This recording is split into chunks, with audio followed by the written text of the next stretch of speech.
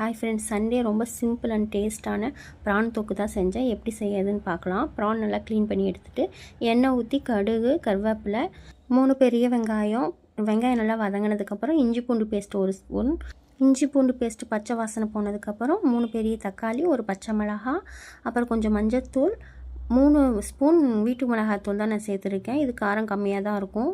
உங்கள் வீட்டில் எவ்வளோ காரம் இருக்குமோ அதுக்கு தகுந்த மாதிரி நீங்கள் மிளகாத்தூள் சேர்த்துக்கோங்க. இதெல்லாம் சேர்த்து நல்லா பச்சை வாசனை போனதுக்கப்புறம் நம்ம க்ளீன் பண்ணி வச்சுருக்கிற ப்ரான் சேர்த்து, தண்ணி எதுவும் நான் சேர்க்கலை.